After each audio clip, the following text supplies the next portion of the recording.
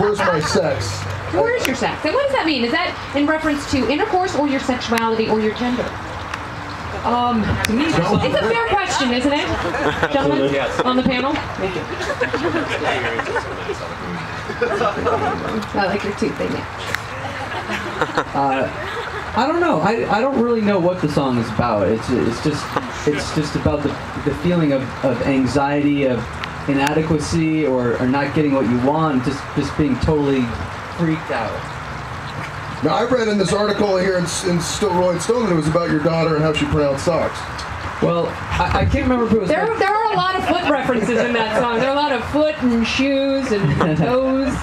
Yeah, I can't remember if it was my daughter or my wife. Somebody accidentally said, "Where's my sex?" And they were looking for their socks. Paging down growing. So I just thought that was a cool song title. It's about foot sex. I like foot sex. That's great. Let's take a question from the audience. This is from Andy in Fontana, California. And feel free to all jump in on this one, because I realize that this might have been a good decision. Andy asks, why did you guys choose to move to Epitaph Records? And part B, are you Bad Religion fans? Because Brett's so cool. There he is right there, see? How would you not want to be on a label with that And Brett is... He's the president of Epitaph. He's the leader-in-chief, as far as I know. Who also is a songwriter with Bad Religion. Oh, hey! Hi. Okay, another question from the audience for the whole crowd here. How have you guys been able to stick together through all the years? You seem like you get along well. We're just total bros. That's really what it is. Yeah? Yeah. Do you guys do any sort of group It's the counseling? music that keeps us together, you know? Do we do group counseling? Do you guys ever sit? I was talking to a band the other day, and they said that every 3 days they check in with each other about what's going on. Maybe the 3-day rule they call it. What a bunch of girls. Dan is our group counselor right there. Dan Field, who manages us. That's who we check in with every 3 days. Yeah. He's the conduit. Do you guys, this is a question from Jordan O'Neill. Jordan, where are you? Jordan, you had some really interesting questions, so congratulations to writing so many good questions.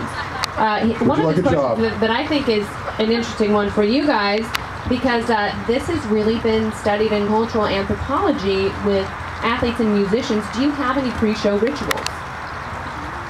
I don't know to what extent it's a ritual or it's actually just practical, but I have a pretty strict regimen. You breathe and eat?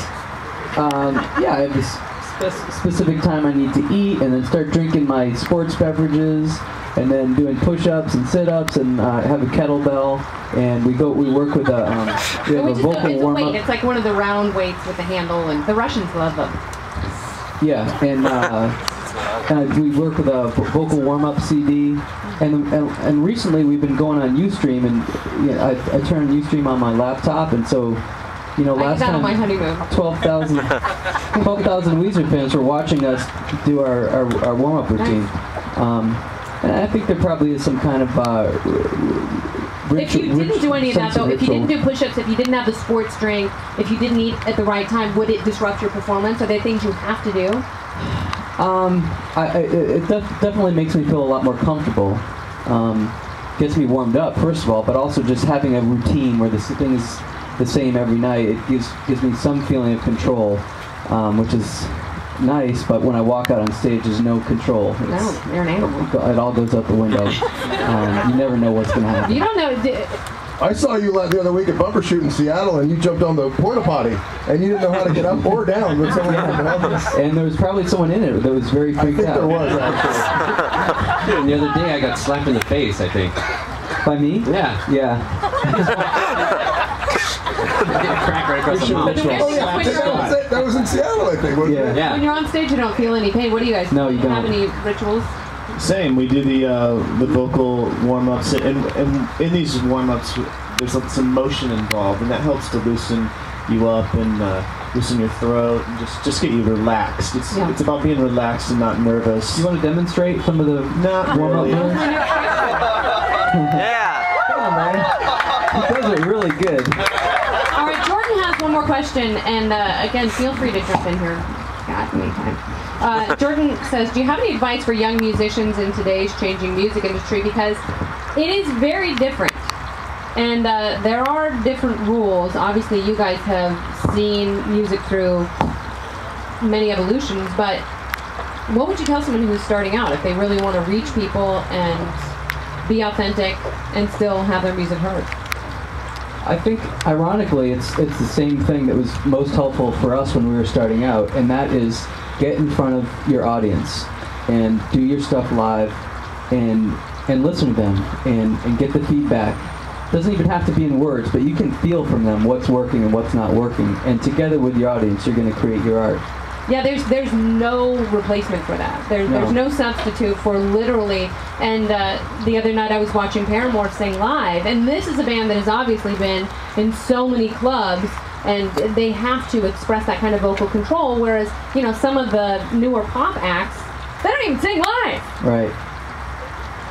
Yep. But there's no. I mean, he's with What me. can you say to that, right? I have Bieber fever. Well, first of all, it's you hit on something. It's practice your craft, practice your art, Oh no. your instrument. You know, you be the best musician you can. That's a good start. I got another question here from Judy from Burbank by way of Peru. Where's Judy? Uber, Weezer. What's that fret that you have that you were showing? Where'd you get that? At the Roxy. They smashed the guitar? It looks like a ukulele. Yes. Is it pseudo mandolin? A pseudo uke. This is ritual on stage. So, well, Judy's question is, with so many songs, so many albums, how do you guys go about putting together the set list for shows? Well, the goal is just to create as many goosebumps as we can in the arena every night. You and Celine Dion. Yeah, I imagine for most performers. So you're just trying to understand your audience and pick the best set list to make everyone happy. And really, truly create an experience. Yeah. Because if you're having a bad day, you know, Steve in the mezzanine still wants to see the best show of his life. I mean, you are his favorite band. That's a lot of pressure. Yeah, and I feel like becoming a parent has helped me get better at that, because my 3-year-old daughter doesn't care if I've had a bad day. You know, she just wants me to be on. She wants me to entertain, be comforting, whatever. And so I've gotten over myself a little bit, and I think I'm a little better on stage now too. Whatever's happened during the day, I'm ready to give when I walk on stage. And speaking of set lists and albums, you guys announced a tour today. You want to tell us about that? We did? Yeah, maybe you should tell us, because that's a new one on Well, me. I just read this morning that you're going to be taking a Blinkerton tour. Oh. And that was one of the questions that we had from the audience. They are ravenous. This is their red meat they are ready to devour. Tell us about the Blinkerton tour, or do you need me to tell about it? It's actually called the Memories Tour, and we're going to be playing 2 nights in each city. First night will be all our first album, the Blue Album, in order, and then the greatest hits set. Second night will be all our second album, Pinkerton, and another greatest hits set. How cool is that? Yeah. I didn't know that we had confirmed or announced it yet, but... Well, according to the press release, I'll check with management. Okay. Thumbs up. We're good? No. Can we delete that part of this Intruder film? There were people that knew about it because there were questions, but one of the questions regarding that, I know you're going to be running through those albums, but you said there's also going to be some greatest hits, some like B-sides. No, I don't think there's going to be B-sides. Just straight. You don't have time for He did not B-sides. say B-sides, sir. Yeah. No B-sides. No rarities. Say that. No, I mean, I think it's great that people get to hear these deep cuts, these album tracks from those first 2 albums. A lot of our fans weren't even old enough to go to concerts when we were touring those albums initially. So they'll get to hear a lot of that stuff. But then the second half of the set is going to be more of the hits. To answer your B-side question, we're putting out a record called Death to False Metal that will be... That actually isn't B-sides either. It's unreleased tracks. Right. Someday we'll put out like a B-sides album. Define B-sides. B-side would be The other side of the 7-inch? or the additional songs on a CD single. Or a cassette where you used to flip it over. Yeah. The other side. Or a vinyl record. Are you, and this is a question from someone who didn't write their name down, but I'm assuming they're from PETA. Is anyone a vegetarian or vegan? I'm a vegetarian.